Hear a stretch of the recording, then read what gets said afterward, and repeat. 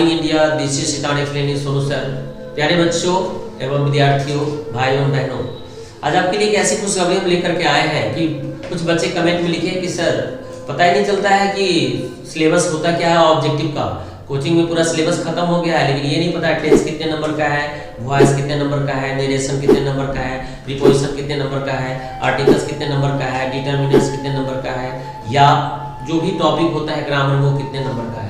तो चलिए आज हम आपको बताएंगे कि अगर आपको टॉपर बनना है, अगर आप टॉपर बनना चाहते हैं तो यह वीडियो आप बार बार देखें ताकि आपके माइंड में वो सिलेबस क्लियर हो जाए और उसी के हिसाब से मात्र 10 से 15 दिनों में आपका 50 में 50 नंबर आपका आ जाएगा ऑब्जेक्टिव में। ये मेरा दावा है, ठीक है। तो चलिए let's start. The syllabus of objective type of question, the syllabus of objective type of question. Objective type of question में जो सिलेबस होता है उसके बारे में प्यारे स्टूडेंट हम बात करने जा रहे हैं। तो first of all first topic is spelling. 2 marks, choose the correct spelling at the question paper. Question paper में रहेगा choose the correct spell. Spell means हो गया स्पेलिंग का जो V3 होता है, स्पेल्ड होता है। तो यहाँ पे जो सही स्पेलिंग का मतलब होता है हिज्जे। जैसे हिंदी में हम हिज्जे कैसे करते हैं, जैसे किताब है क हर्ष शिकार, त आकार ता ब किताब। तो like in English how to just spell.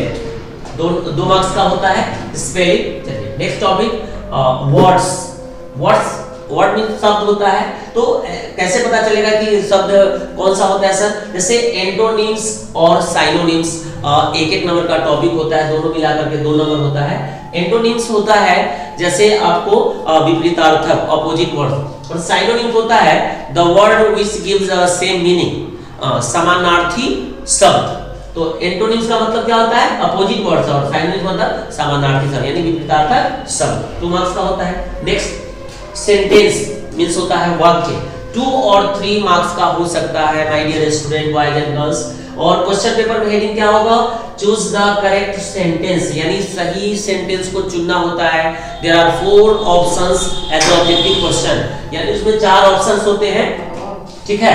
Next topic articles. Articles means a and the से रिलेटेड क्वेश्चन होता है और it is a part of determiners. 2 marks का होता है, वीवीआई क्वेश्चन होता है, ठीक है, जिसमें choose the correct articles, there are 4 option A and the, ठीक है। तो उसमें अकॉर्डिंग टू सिलेबस आपको चुनना होता है। नेक्स्ट टॉपिक है हेल्पिंग वर्ब। हेल्पिंग वर्ब को एक्सिलरी वर्ब्स भी कहते हैं, सहायक क्रिया मतलब हिंदी होता है। 2 और 3 मार्क्स। तो यहाँ पे एक इंडिकेशन हम करना चाहते हैं कि सर ये 2 और 3 क्या होता है। कभी-कभी सेटर क्या होता है, सिलेक्टर्स क्या करते हैं अकॉर्डिंग टू क्वेश्चन, कभी 2 मार्क्स और कभी 3 मार्क्स का। क्योंकि 50 नंबर का ऑब्जेक्टिव क्वेश्चन आपको कलर करना होता है, लेकिन 100 क्वेश्चंस होते हैं। तो इससे हमको फायदा कैसे उठाना है, कुछ बच्चे क्या करते हैं कि वो क्वेश्चन पढ़ने में आधा घंटा समय बर्बाद कर देते हैं। तो इससे क्या होता है कि आप क्वेश्चन को सॉल्व नहीं कर पाते। तो उसका मैं तरीका बताऊंगा। जैसे आज तो मैं क्लियर कर रहा हूँ कि सिलेबस होता क्या है, बट नेक्स्ट टाइम मैं ये आपको बताऊंगा कि 50 में 50 सबसे पहले हम कैसे कलर करेंगे। ये मेरे पास बहुत अच्छे ट्रिक्स है, तो मैं अगले वीडियो में अपलोड करूंगा। नेक्स्ट जो हेल्पिंग वर्ब है, जैसे सिंटैक्स के नाम से जाना जाता है, वाक्य रचना। इसका एक और नाम है subject verb agreement. Next models, बहुत ही वीवीआई टॉपिक है। 2 और 3 मार्क्स का होता है। Modals are can, could, may, might, shall, should, will, would, must, used to, ought to, need and dare. तो वैसे 13 मॉडल्स होते हैं, लेकिन इसमें से 2 या 3 नंबर का वीवीआई क्वेश्चंस होते हैं। नेक्स्ट टेंस 3 मार्क्स के होते हैं। जैसे choose the correct auxiliary verb और verb in the following sentence. तो ये ऑब्जेक्टिव टाइप के क्वेश्चन होते हैं 3 नंबर का। वैसे टेंस में let me clear that tense is the heart of English because voice depends on tense, narration depends on tense, and some subjective topics also depends on tense. That is, write a letter, application, and write a summary, either prose or poetry, and write question or answer, long or short. So tense is the very important topic, my dear student, boys and girls. So if you have problem any topic in grammar, so write in comment कि sir please teach tense voice lesson also and upload the video, because I have problem to read, learn and understand. So I will help you continue. Next topic is voice. Voice 2 और 3 marks का होता है। Voice means वाच्य होता है और ये दो प्रकार के होते हैं, एक्टिव और पैसिव। तो वहां पे रहते हैं choose the correct active voice और दूसरा क्वेश्चन होगा choose the correct passive voice. Next है नरेशन। नरेशन को वो डायरेक्ट इनडायरेक्ट स्पीच भी कहते हैं। ये दो प्रकार के होते हैं। तो 2 और 3 वीवीआई क्वेश्चंस होते हैं। जैसे वहां पे हेडिंग क्या होगा, choose the correct direct speech है, choose the correct indirect speech. Next है प्रीपोजिशन 2 और 3 मार्क्स। वैसे मैं बता दूं जैसे इंसान के शरीर में लीवर होता है वैसे प्रीपोजिशन अंग्रेजी का लीवर का काम करता है कि जैसे आप ज्यादा खा लेते हो तो भी नहीं काम चलता है और कम भी खाते हो तो भी नहीं काम चलता है। तो अंग्रेजी को समझने के लिए, लिखने के लिए आपको प्रीपोजिशन बहुत ही सुंदर और अच्छा टॉपिक है।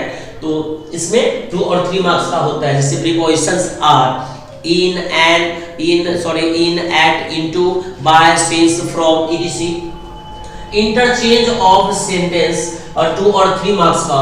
इसमें जो है it is a part of remove to degree और क्वेश्चन है। तो माय डियर स्टूडेंट ये 2 और 3 मार्क्स के हो सकते हैं, ठीक है। जैसे होता है रिमूव टू क्या होता है, जैसे TOO2 को हटा करके सो का प्रयोग करते हैं और TO2 को हटा के दैट का प्रयोग करते हैं। तो इससे एक और सेंटेंस क्रिएट होता है, कंबाइन द करेक्ट सेंटेंस या combination the correct sentence. Next topic है कॉम्बिनेशन द करेक्ट सेंटेंस। बहुत ही वीवीआई क्वेश्चन है my dear student boys and girls.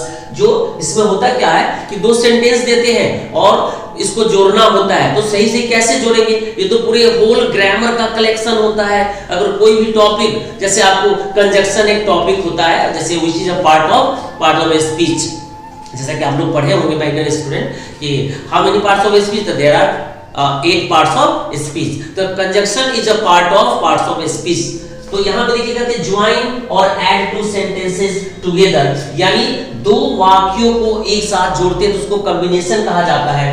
तो भाई डियर चलिए तो आप काउंट करते हैं कि कैसे 50 नंबर मतलब ऐड होगा। देखिए spelling 2 marks, words 2 marks, sentence 2 और 3 marks, articles 2 marks, helping verb और ऑक्सिलरी वर्ब्स 2 और 3 मार्क्स, मॉडल्स 2 और 3 मार्क्स, टेंस 3 मार्क्स, वॉइस 2 और 3 मार्क्स, नरेशन 2 और 3 मार्क्स, प्रीपोजिशन 2 और 3 मार्क्स, इंटरचेंज ऑफ सेंटेंस 2 और 3 मार्क्स, कॉम्बिनेशन द सेंटेंस 2 और 3 मार्क्स। चलिए तो लेट्स काउंट 25 मार्क्स, 2 और 2 4 और 2 6 और 2 8 2 10 2 12 3 15 2 17 2 19 2 21 2 23 2 25। चलिए तो इसको आप हिंदी में काउंट कर लेते हैं।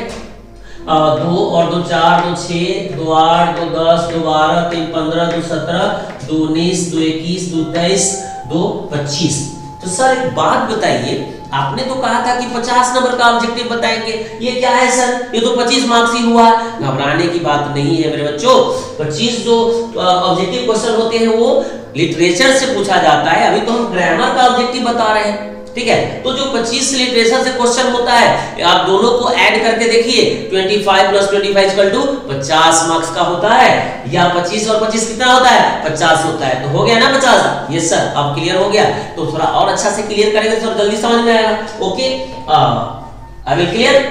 तो आगे जो हम एक और वीडियो अपलोड करेंगे माय डियर स्टूडेंट, वो सब्जेक्टिव टाइप ऑफ जो क्वेश्चंस होते हैं, आपको syllabus of subjective type of question, तो देखते रहिए Sitamarhi excellent English Sonu sir का चैनल और अपने जीवन को और आसान बनाइए। और मेरा मानना है कि अगर आप टॉपर बनना चाहते हैं तो लगातार मेरा वीडियो देखते रहिए और आप कमेंट में लिखिए कि सर मुझे ये दिक्कत है, कैसे याद करें, कैसे पढ़ें। मैं हर चीज का एक ट्रिक रखा हूं मेरे पास, जैसे हम विद्यार्थी लाइफ से हम कैसे आगे बढ़े मेरे बच्चों।